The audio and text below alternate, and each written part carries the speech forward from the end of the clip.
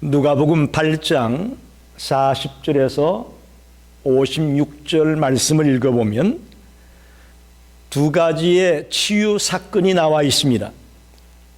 하나의 사건이 진행이 되다가 갑자기 중간에 다른 사건이 끼어듭니다. 그리고 그 사건이 끝난 뒤에 다시금 원래의 사건을 다루고 있는 그런 형식을 취하고 있습니다.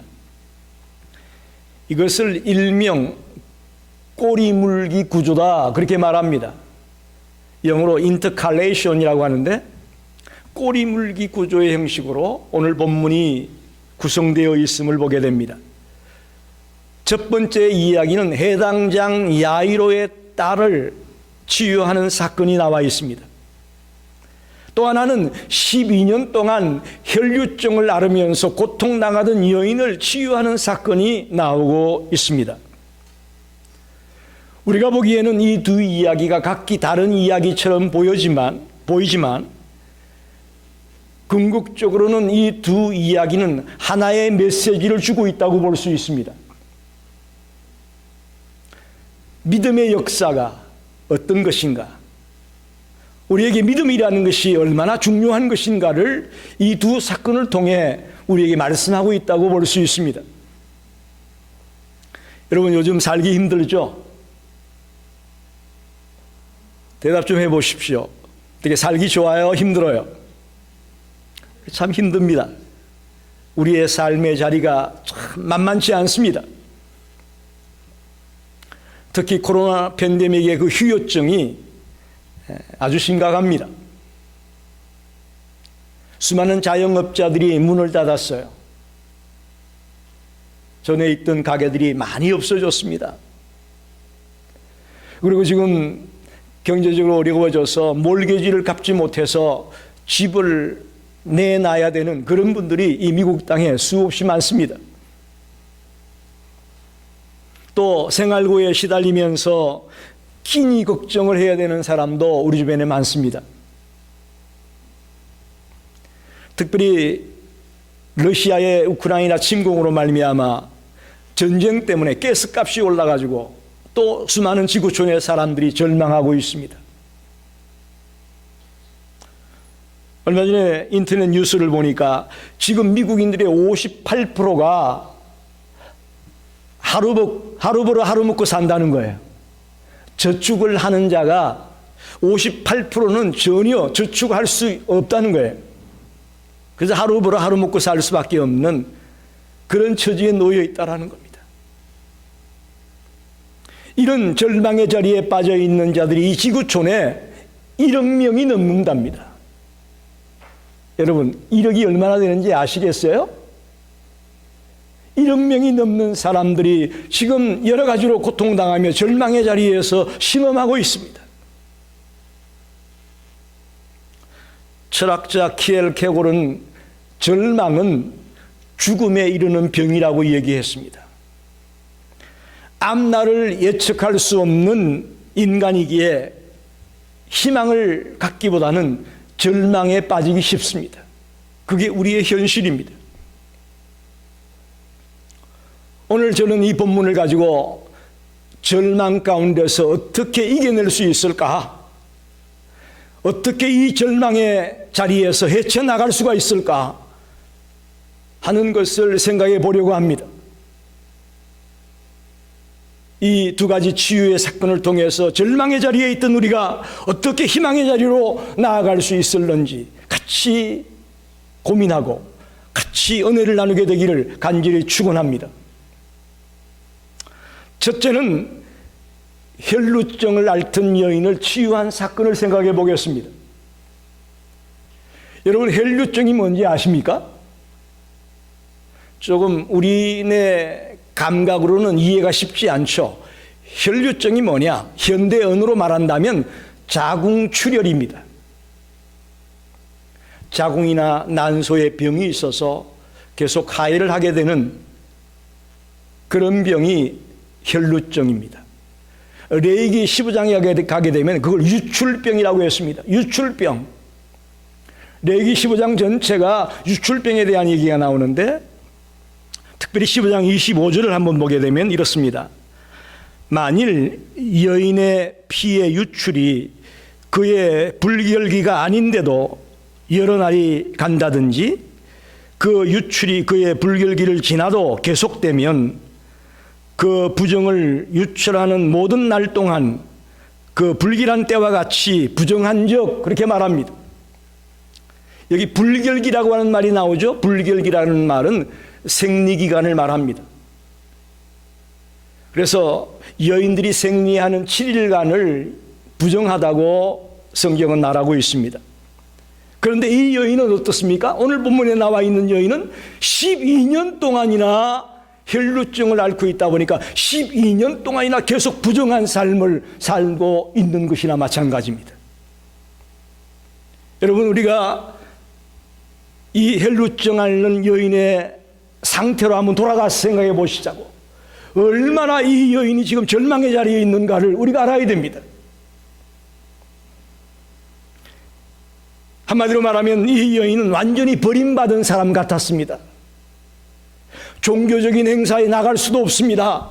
사람들이 많이 모이는 곳에는 갈 수도 없습니다. 왜? 그 여인과 접촉하면 다른 사람 다 부정한 사람이 되는 거예요.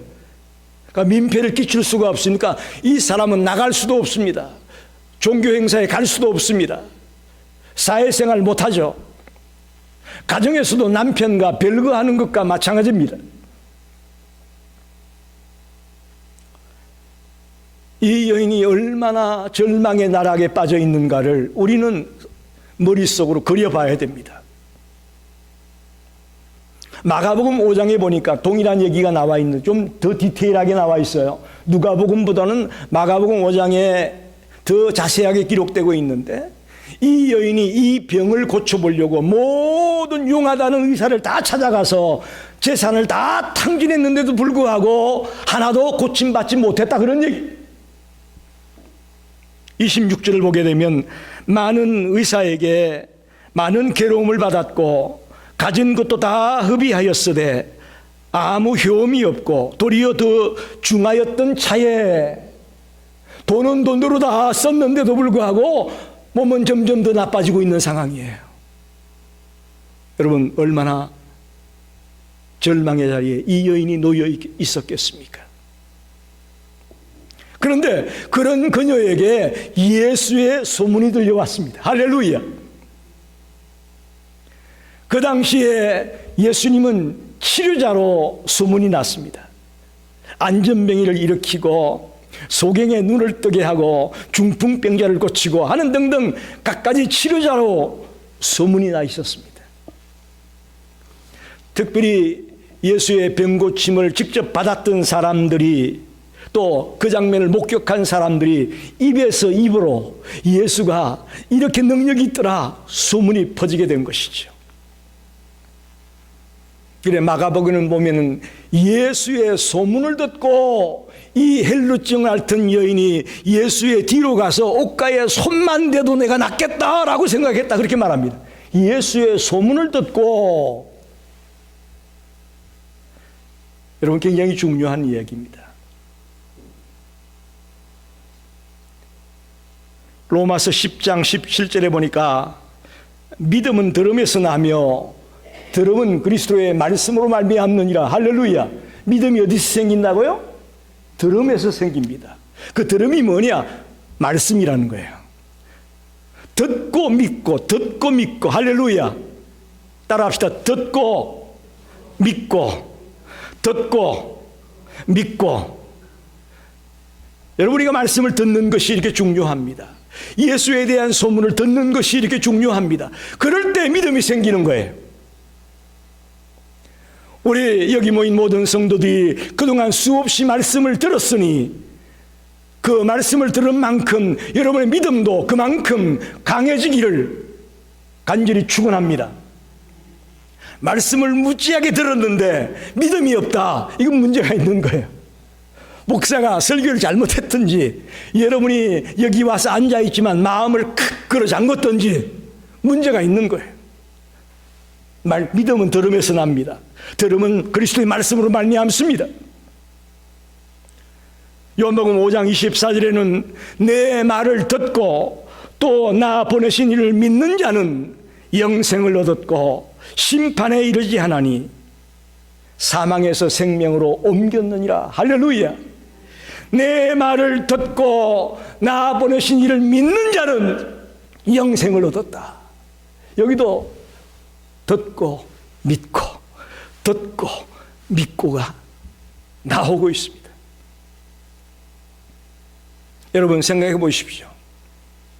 세상 사람들은 이 여인이 예수님의 옷자락만 만져도 낫겠다라는 생각을 했다는 것을 듣고 뭐라고 그러겠어요? 그건 미신이다. 또 미신적인 행위가 아니냐라고 생각할지 모르겠습니다. 그러나 그녀는 지금 절망의 나락에 있습니다. 이제 삶을 포기할 수밖에 없는 그런 비참한 자리에 있습니다.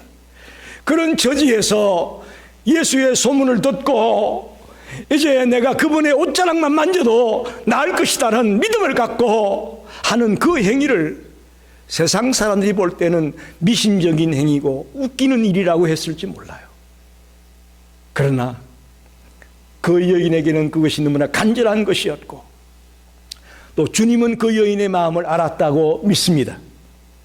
그래서 놀랍게도 12년 동안이나 혈루증이 멈추지 않고 고통 속에 외로움 속에 비참함 속에 살았던 그 여인의 혈루 근원이 멈췄더라. 할렐루야. 만지는 그 순간에 즉시요 혈루의 근원이 멈췄다고 되어 있습니다. 옷자락을 만지는 즉시 질병에서 자유함을 얻게 되어졌습니다. 할렐루야. 우리가 생각하기는 너무나 힘들고 어려운 불가능의 일이라고 할지라도 전지 만물을 창조하셨고 말씀으로 우주 만물을 다 창조하셨고 또 우리의 모든 삶을 주관하고 이끌어 나가시는 그 하나님께서 능치 못함이 없음을 우리는 믿습니다. 그러길래 그 여인의 믿음을 통해 이런 놀라운 기적이 임하게 된 것을 믿습니다. 두 번째로 생각해 보고 싶은 것은 믿음은 인간의 운명을 바꾸어 줍니다. 믿음은 인간의 운명을 바꾸어 줍니다. 여러분 세상 사람들은 무엇이 우리의 운명을 바꾸어 준다고 생각합니까? 돈이에요. 돈이 많이 있으면 운명이 바뀔 것이라고 생각합니다. 또 높은 자리에 올라가면 권력을 지게 되면 운명이 바뀔 것이라고 생각합니다. 여러분 그렇지만 아무리 재물이 많아도 아무리 높은 자리에 올라가도 죽음 앞에서는 아무것도 할 수 없습니다. 동의하십니까? 아무리 재물이 많고 아무리 내가 높은 위치에 있을지라도 죽음이라는 운명 앞에서는 무용지물입니다. 아무 소용이 없습니다. 무력한 존재에 불과합니다.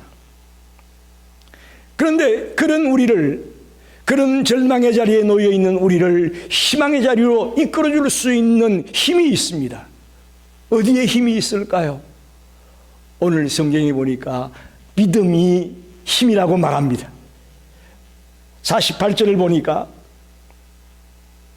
예수께서 이르시되 따라 내 믿음이 너를 구원하였으니. 한번 따라해 보시더라. 따라 내 믿음이 너를 구원하였으니. 우리의 운명을 바꾸어 줄 수 있는 게 뭐냐? 재물이 아니고 권력이 아니고 믿음이라는 것입니다. 할렐루야.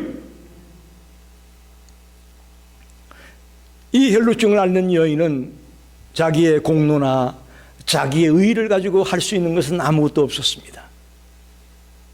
오직 예수 그리스도를 의지함으로 많이 고침을 받을 수 있고 구원을 받을 수 있었음을 보게 됩니다. 즉 그녀가 옷자락에 손을 댔기 때문에 난 게 아니고요, 예수님의 옷에 손을 대면 낫겠다라는 믿음 때문이에요. 할렐루야. 그 행위 때문이 아니고 믿음 때문에 역사가 일어난 것이죠. 그래서 마가복음에 보면 5장 28절에 내가 그의 옷에만 손을 떼어도 구원을 얻으리라. 이게 그녀의 믿음이에요. 내가 예수님의 옷에 손만 대도 낫겠다는 그런 믿음을 갖고 나아간 것이죠. 그래서 내 믿음이 너를 구원하였다라고 말씀하는 겁니다. 저와 여러분의 운명이 바뀌어줄 수 있는 파워가 어디 있느냐? 믿음입니다. 오늘 이 자리에 나온 우리 모든 성도들이 이런 헬루증 앓던 여인의 믿음과 같은 이런 뜨거운 믿음이 우리에게 있게 되기를 간절히 축원합니다. 오늘 본문 46절에 보니까 예수께서 이르시되 내게 손을 댄 자가 있도다. 이는 내게서 능력이 나간 줄 알미로다. 그렇게 말씀합니다. 여러분, 그렇게 수많은 무리들이 막 밀고 밀치고 하는 상황 속에서 예수님이 하는 말씀을 들어보십시오. 누군가가 내게 손을 댄 자가 있다. 제자들이 보기에는 웃기는 얘기잖아요. 이렇게 많은 사람이 미어 터졌는데 누가 아무나 될 수도 있는데 그걸 이렇게 말씀하시느냐? 의아해했을 것입니다. 그러나 예수님은 전능하시고 전지하신 분이기에 자기에게서 능력이 나간 걸 아셨습니다. 즉 옷에 능력이 있는 것이 아니고 예수 그리스도에게 능력이 있었습니다. 할렐루야. 옷이 능력이 아니에요. 주님에게 있는 그 능력이 전달된 것이죠. 이 능력의 근원은 바로 예수 그리스도를 믿고 붙잡고 의지하고 있는 혈루증 여인의 믿음이었음을 발견하게 됩니다. 여러분, 우리에게 지금 문제가 있습니까? 여러분이 지금 고민하고 좌절하고 절망하고 있는 안타까운 위기가 있습니까? 그 문제를 가지고 이 헬루증 여인처럼 주님 앞에 믿음으로 나아가시게 되기를 간절히 부탁합니다.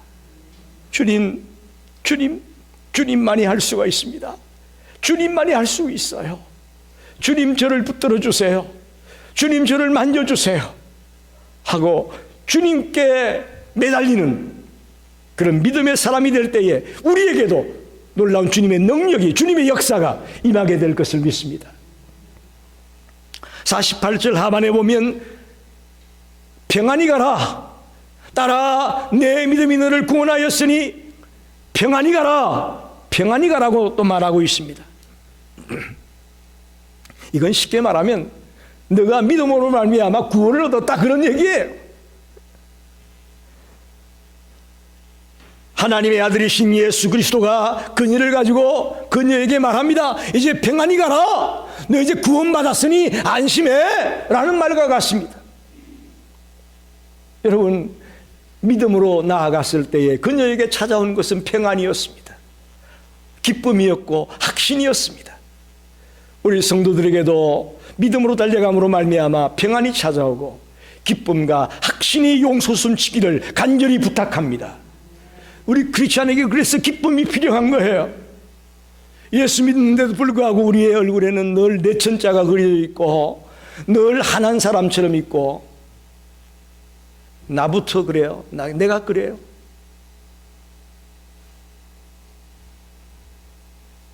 우리의 얼굴을 바라보면 기쁨이 넘치고 감사가 넘치는 모습을 봐야 될 텐데 늘 울상이요. 이건 잘못된 겁니다. 저도 고치고 여러분도 고칩시다. 여러분 얼굴만 봐도 좀 신나면 좋겠어요. 왜 아멘은 없습니까? 여러분 얼굴만 보면 좀 기뻤으면 좋겠다고요. 주일날 와서 얼굴을 보는데 전부 다 심각해. 아주 심각해. 아닙니다. 이 여인은 평안히 가라는 말씀을 듣고 마음에 평안이 넘쳤고 기쁨이 넘쳤고 감격이 넘쳤음을 우리가 발견할 수가 있습니다. 중요한 것은 47절 말씀이에요. 여자가 스스로 숨기지 못할 줄 알고 떨며 나와 엎드려 그 손댄 이유와 곧 나은 것을 모든 사람 앞에서 말하니, 그렇게 말합니다. 이걸 쉽게 말하면 신앙 고백이에요. 내 손에 내게서 능력이 나갔다. 내게 손댄 사람이 누구냐? 라고 이렇게 예수님이 얘기하자 이 여인은 도망가지 않았어요. 도망가지 않고 담대하게 주님 앞에 나가서 자기가 손을 댄 이유와 자기에게 나타난 모든 것들을 있는 그대로 주님 앞에 아뢰었습니다. 이게 신앙 고백이에요. 할렐루야. 여러분, 신앙 고백이 이렇게 중요합니다. 우리가 믿음으로 살아가다가 경험하게 되고 체험하게 되는 것들이 있다면 담대하게 고백하기를 바랍니다. 주님 앞에도 고백하고 친구들에게도 고백하고 가족들에게도 고백하고 내가 이랬었는데 주님을 믿음으로 이런 능력이 나타났다, 이런 역사가 나타났다고 자신 있게 간증할 수 있는 그런 신앙 고백이 있기를 바랍니다. 그게 믿음의 완성이에요. 어떻게 보면 로마서 10장 10절에 사람이 마음으로 믿어 의에 이르고 입으로 시인하여 구원에 이르느니라. 할렐루야. 믿었으면 입으로 시인해야 되는 거예요. 굉장히 중요한 거예요. 오늘 수많은 그리스도인들이 마음으로는 믿는데 입으로 시인을 못합니다. 자신이 없어요. 쭈삣쭈삣거리고 자꾸 숨으려고 그러고 자꾸 도망가려고 그러고 그러지 마십시오. 여러분이 정말 마음으로 믿었다면 담대하게 입술로 고백하세요. 나 과거에는 이런 사람이었습니다. 그러나 예수를 만나고 내가 이렇게 변화되었습니다. 주님 때문에 내가 살게 되었습니다. 라고 담대하게 내 입으로 시인할 때에 더 놀라운 하나님의 은혜가 우리에게 임할 것을 믿습니다.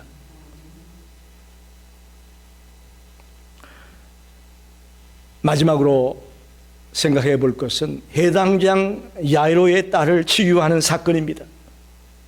사실은 처음에 해당장 야이로의 얘기를 하다가 중간에 이 혈루증 여인 사건이 끼어들었어요. 다시금 해당장 야이로의 딸 사건으로 돌아옵니다. 야이로를 일컬어서 해당장이다 그렇게 말합니다. 시나고그라고 하는 것인데 이거 언제 생겼느냐? 이스라엘 백성들이 바벨론에 포로로 잡혀갔을 때 거기는 성전이 없잖아요. 그곳에서 포로로 잡혀간 이스라엘 백성들이 하나님께 예배하고 신앙교육을 하기 위해서 만든 장소가 해당이에요. 그래서 포로에서 돌아왔는데도 불구하고 계속 또 돌아왔어도 시나고그 해당의 모임을 유지했던 것을 보게 됩니다.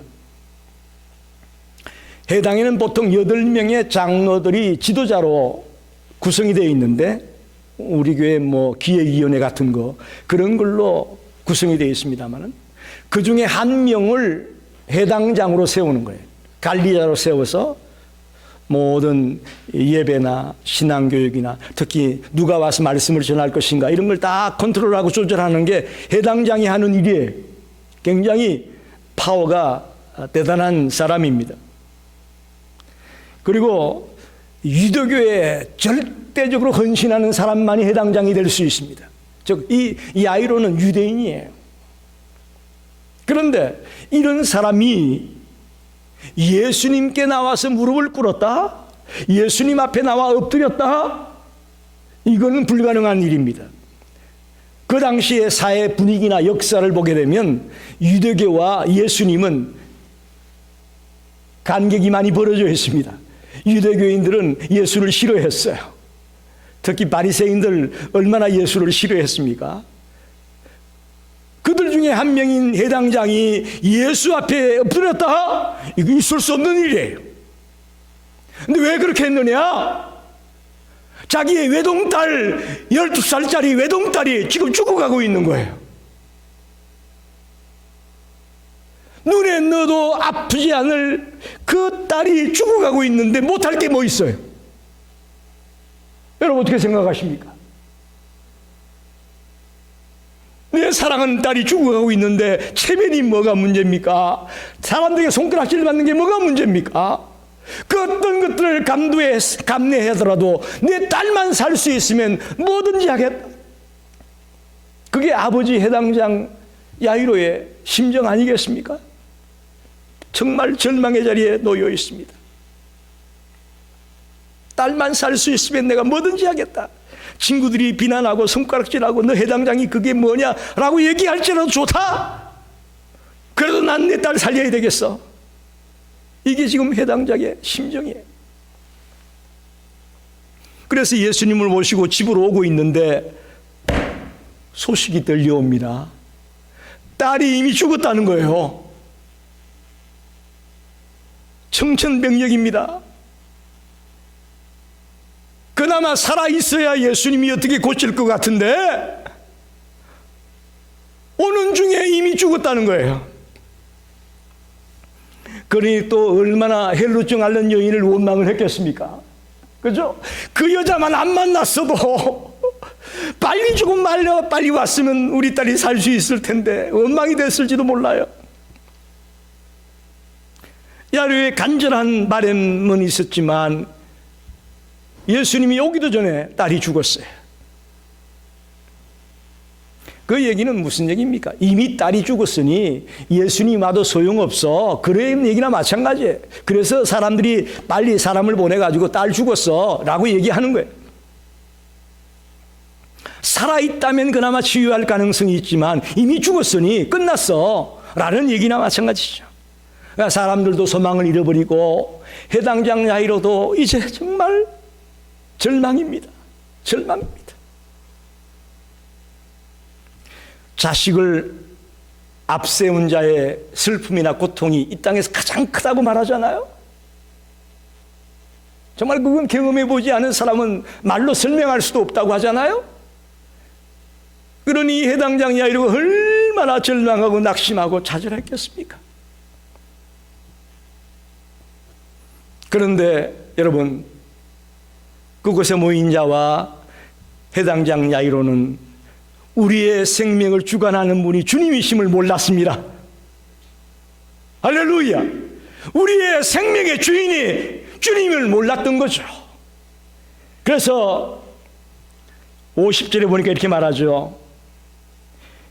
예수께서 들으시고 이르시되 두려워하지 말고 믿기만 하라. 그리하면 딸이 구원을 얻으리라.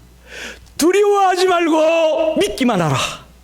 아직 해당장 야이로에게는요 헬루증 여인과 같은 믿음이 없었어요.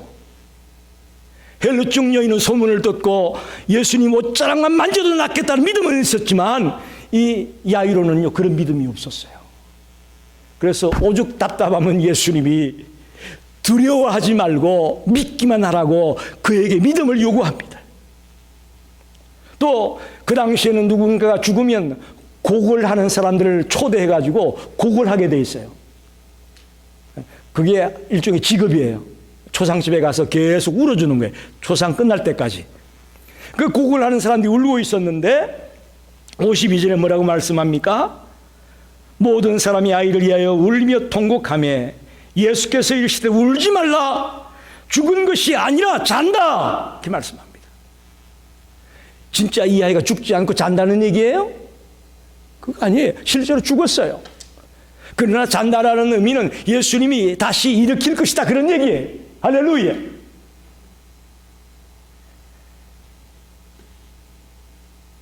예수님은 진심으로 이 야이로가 혈루증 여인과 같은 그런 뜨거운 믿음으로 주님을 의지하기를 원했습니다.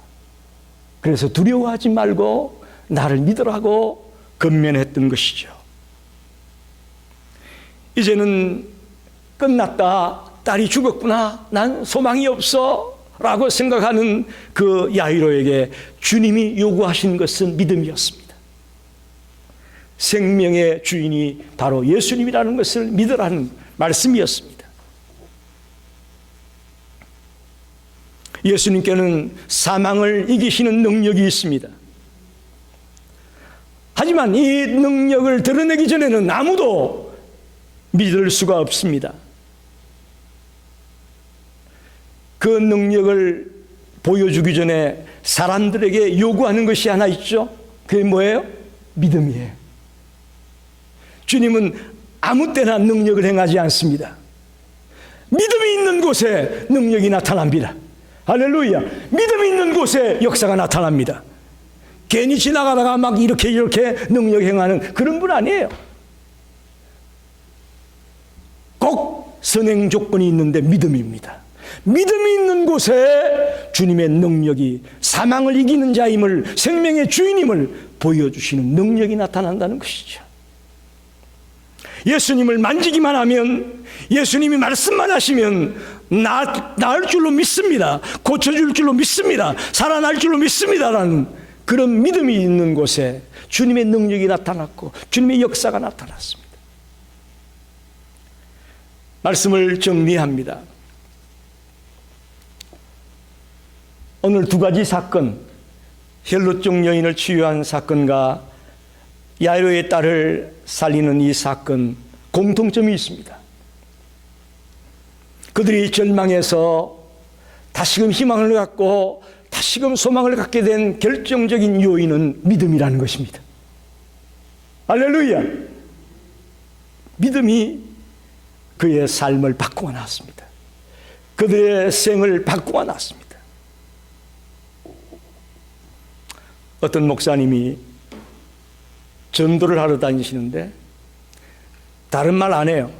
샬롬, 샬롬, 샬롬 그러면서 만나는 사람들에게 전도하는 거예요. 샬롬이 뭔지 아시죠?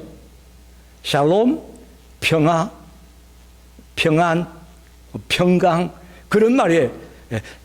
사람들 만나면 샬롬, 샬롬, 샬롬 그러고 여기 사람 만나면 샬롬, 샬롬, 샬롬 그랬어요. 그런데 어떤 남자가 얼굴이 까맣고 바짝 마르고 이런 사람이 오는 거예요. 그에게 샬롬, 샬롬 그랬어요. 그랬더니 놀랍게도 이 남자가 다음 주일날 교회에 왔어요.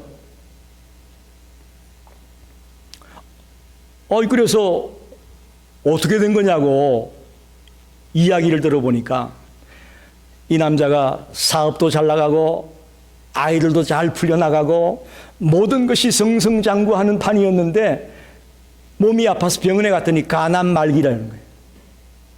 간암말기에 걸려가지고 삐쩍 말르고 얼굴이 새까맣게 되고 이제 뭐 죽을 날만 기다리는 거죠. 그래서 하는 말이 모든 사람들이 자기만 보면 죽일 놈, 죽을 놈, 죽을 놈 그랬다는 거예요.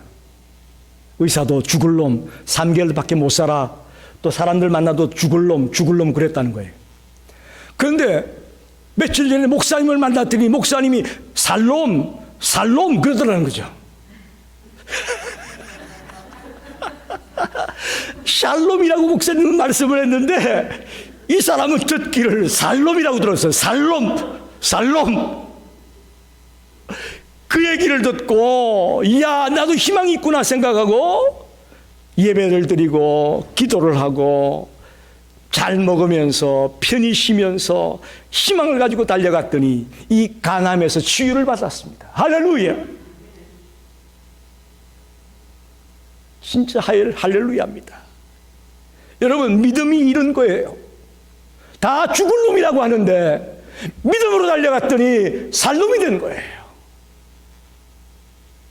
저와 여러분이 절망의 자리에서 희망의 자리로 들어가기 원한다면 정말 진실한 믿음, 이왕이면 비실되는 믿음이 아닌 굳센 믿음을 가지고 달려나가 희망의 자리로 들어가는 성도들이 되시기를 간절히 축원합니다. 기도합니다.